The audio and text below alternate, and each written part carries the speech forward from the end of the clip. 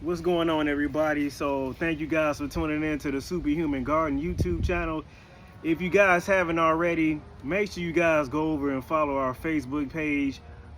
We actually have a nonprofit organization where we're going to be giving away free supplies, free garden products to those that are in need. So make sure you do that. So today we're going to be talking about how to harvest sunflower seeds, and there are so many different ways you can do it. Now, you'll find that some sunflower plants have thorns on them, so you want to be careful.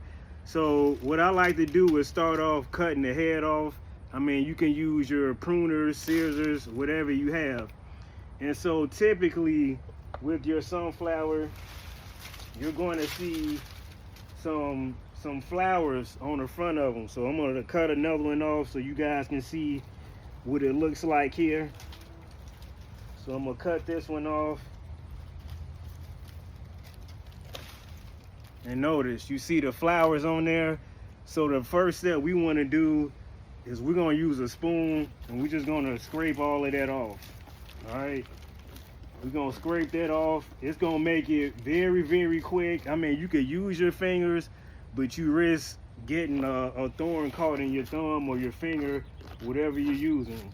So see how much time that it didn't take. Nice and simple. Now, what we're going to do, I have a little bucket here, and what I'm going to do is turn the spoon where the inside is faced towards me, and then I'm just going to slowly start to pop them out.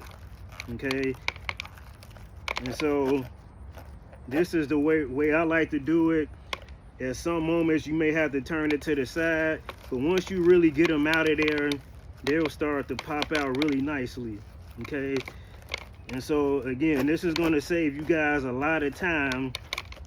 And you can use your fingers. It may be a little tougher, but it's really all on how you really want to do it. Okay, so yeah, once you use a spoon initially to kind of break it up, then you can use your thumb if you want to kind of get them all in there.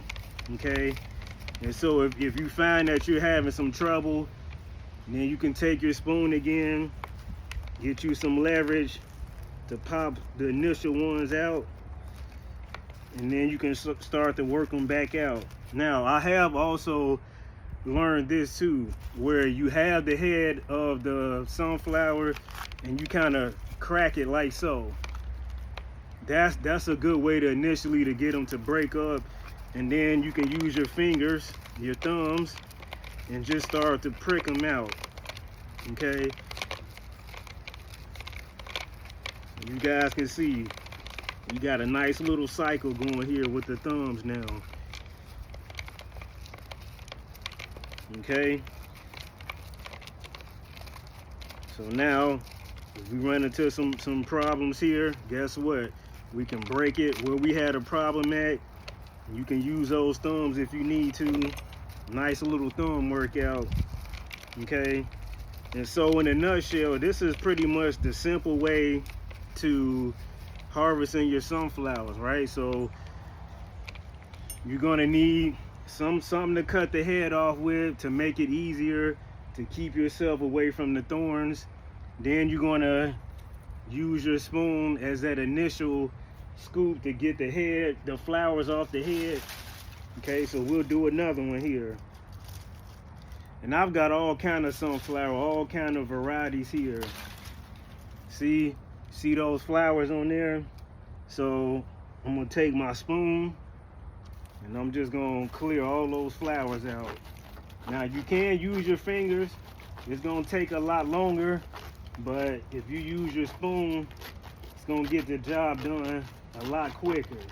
Okay, so now from here, you can use a spoon as the initial tool to pop them out, or you could crack them in half, right? You can crack them in half to get you a nice good start if you don't have any tools, and then you're just working them out with your thumbs. Okay, now we got a lot of sunflower we need to harvest. some of these sunflowers are on the ground here, but I'm not really concerned. We've got plenty of birds over here that eat a lot of the seeds out of the grass over here. So I'm sure tomorrow morning most of these seeds will be gone. Okay, I'm not really concerned with critters either, because we have cats around here, so I'm not really too concerned with that. That's one of the reasons why they're here, because they really keep those pests away. I mean, since having them, maybe the first year, you know, you'll see the pests that they've grabbed up or whatever, but after that you don't see them. Okay, so I'm gonna do another crack here, get those out of there. You see, it doesn't take too long once you get in a nice groove. Okay, another one, last little part here.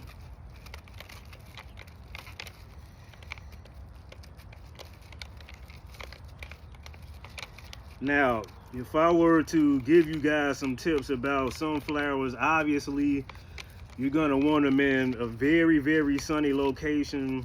And this particular part of the garden is the hottest, it's the driest, and so we have it here, it gets the most sunlight. Now, we actually got a late start to growing sunflower this year, and I wasn't concerned because I knew where I was gonna plant them, and we had other things planted in this area before the sunflowers. But I would say even if we planted at the end of August, early September, we still would have had a nice harvest just because of the location.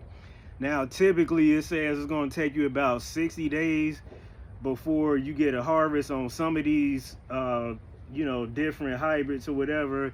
Some of them are up to 90 days, but I've learned that when I plant them in this area here, 45 days, we're getting harvest. Okay, so it's really about finding a good location.